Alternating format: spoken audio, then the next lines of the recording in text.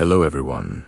When we think of ancient magic, we imagine far-off myths and epic legends. But what if I told you that in one of the greatest civilizations in history, magic wasn't fantasy, it was daily life. It was science, medicine, and religion all rolled into one. And at the very heart of this magical world were women. For over 3,000 years, Egyptian women were healers, priestesses, and protectors of the cosmic balance. They weren't just wives and mothers, they were conduits of divine power. Today, we're pulling back the veil of time to uncover the strange, beautiful, and powerful beliefs that surrounded women in ancient Egypt. Prepare to have your view of the ancient world completely transformed. Let's start by understanding what magic actually meant to the Egyptians.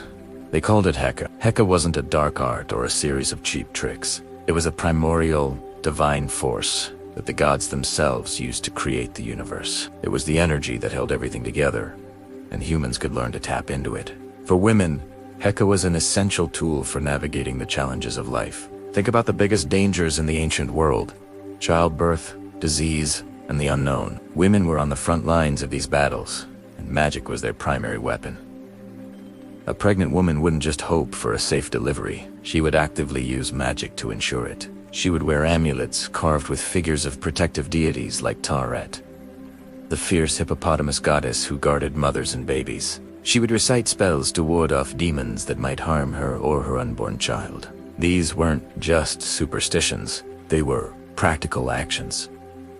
Amulets were a part of daily fashion, especially for women and children. The famous Ankh, the symbol of life, was a common protective charm. The Eye of Horus, or Ajet, was believed to have healing properties and ward off evil. For an Egyptian child, their mother was often the first magician they ever knew, the one who tied these powerful symbols around their neck and taught them the ancient words that kept them safe. When a family member fell ill, it was often the woman of the house who took charge of healing. Egyptian medicine was a fascinating blend of practical remedies and magical incantations. A healer might prescribe a poultice made of honey and herbs we know today that honey has antibacterial properties, but they would also recite a spell over it to empower the medicine with divine energy.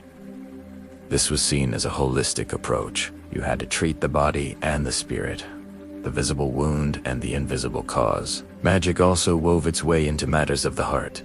Spells were used to find a partner, to ensure a spouse's loyalty, or to mend a broken relationship. These weren't about manipulation, but about maintaining the cosmic principle of order, harmony, and justice. A harmonious home was essential to a harmonious society, and magic was a tool to preserve that balance. This earthly power that women wielded was a direct reflection of the divine. In ancient Egypt, female power wasn't just human, it was godlike. The pantheon was filled with formidable goddesses, who were not just consorts to male gods, but were powerful forces in their own right. The most important of all was Isis. She was the ultimate symbol of the devoted wife and powerful sorceress. When her husband, the god Osiris, was murdered and dismembered by his jealous brother Set, it was Isis who traveled all over Egypt to gather his scattered body parts. And it was her magic, her powerful spells, that brought him back to life long enough to conceive their son, Horus. She wasn't a damsel in distress. She was the hero of the story. Isis embodied the ideal Egyptian woman, loyal, resourceful, and possessing immense power. Then there was Hathor, the goddess of love, beauty, music, dance, and joy. She was a vibrant, life-affirming deity, often depicted with the horns of a cow, a symbol of fertility and motherhood. But she wasn't just a gentle figure. Hathor could also manifest as Sekhmet, a fierce lioness goddess of war and vengeance who protected the pharaoh and punished the enemies of the sun god Ra.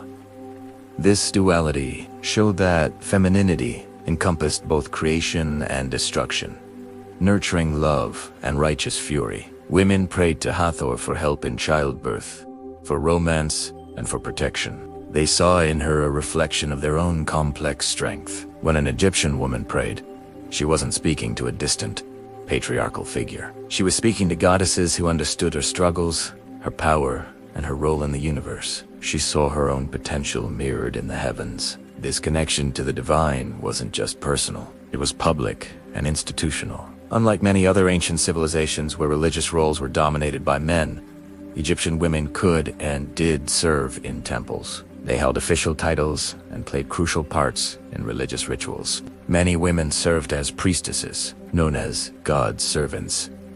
While the highest priestly roles were often held by men, women had their own distinct and vital functions. They were sacred singers and musicians, known as the Kenner. Their music and chants were not just entertainment. They were considered a vital part of the ritual, a way to appease the gods and maintain cosmic order. The female voice, in particular, was believed to carry a special kind of divine power, capable of soothing a wrathful deity or calling forth blessings.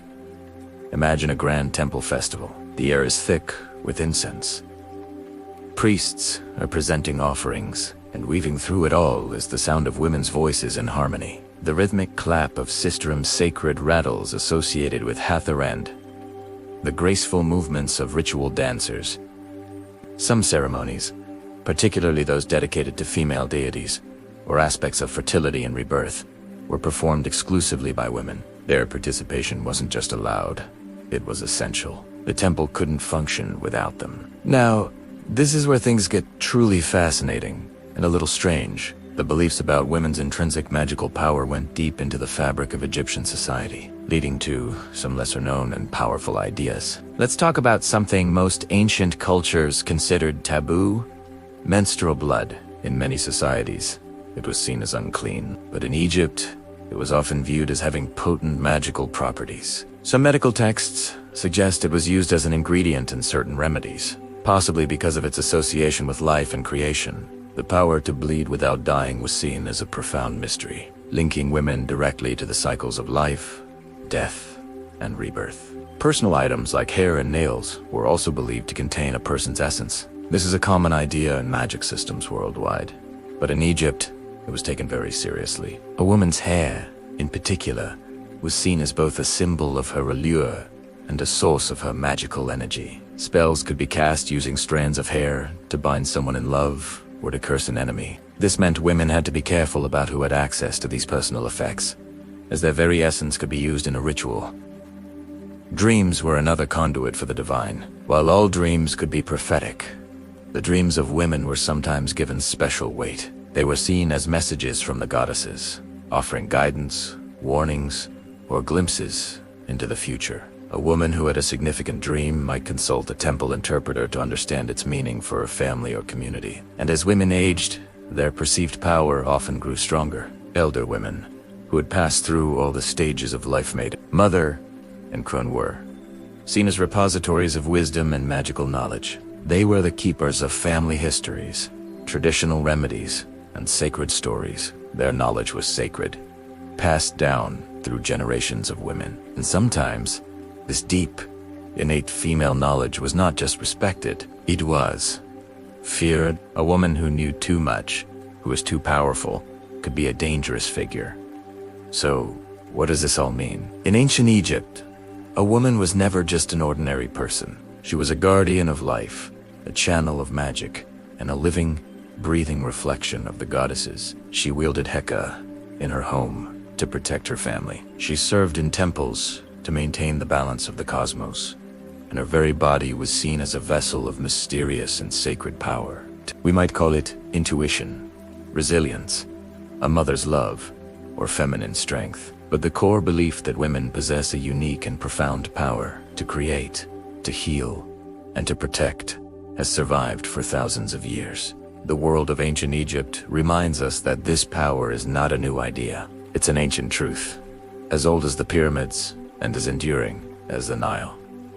Thank you so much for joining us on this journey into the past. If you found this exploration of ancient magic and female power as fascinating as I do, please hit that like button and subscribe for more deep dives into history's hidden secrets. Let us know in the comments which aspect of Egyptian women's lives surprised you the most. Until next time, stay curious.